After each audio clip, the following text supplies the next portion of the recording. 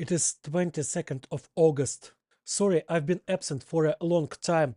First, I was somewhere without stable internet connection, and when I came down with COVID, which I only just managed to recover from. Stevie, who helped me make this podcast, who actually came up with the idea for it, and who has been distributing it and supporting me in every possible way since day one, sent me your letters of support. I am very grateful to all of you. Right now, support is absolutely essential. It feels to me like we are entering the most uncertain and bleak stage of the war. In the beginning, everything was very simple. Take up a rifle and go to the trenches. Either you stop the occupiers or you vanish along with the country. And for a quite a long time, that's exactly how it was. Now everything is completely different. Decisions about Ukraine's fate are being made without Ukraine. For months, we've been under pressure with various ultimatums. One moment, we are told to give up our regions and hand them over without a fight to the invaders. Another time, we are told to hold elections in the middle of the bloodiest war in Europe in decades. Then they come up with something else. And all this is not coming from our enemies, as one might expect, but from our partners and allies. Maybe I'm wrong, but I have a bad feeling that we are being prepared for something terribly humiliating. One of my fellow journalists, who has long been serving in the army, recently said something terrifying: enjoy the war, because the peace will be horrible.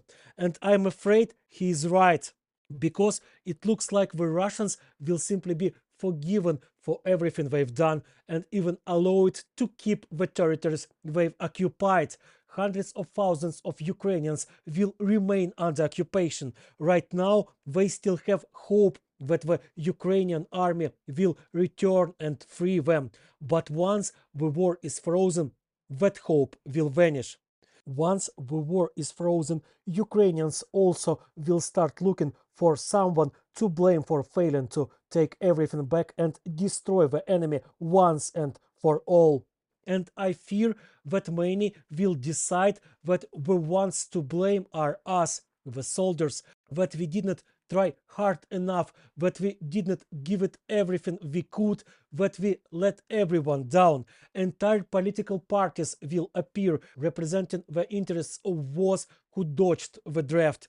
They will hound the military and belittle the sacrifice of those who died.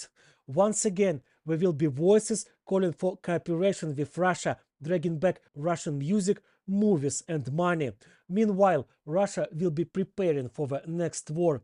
It has already learned from its mistakes, and it's only waiting for the right moment to try to take all of Ukraine. It does not need much for that. Division within Ukraine itself and more money, which will flow in as soon as sanctions are lifted. The future really does look uncertain and frightening. And so, perhaps for those of us still alive, it really is worth enjoying the war while waiting for the terrible peace. But I very much hope I'm wrong.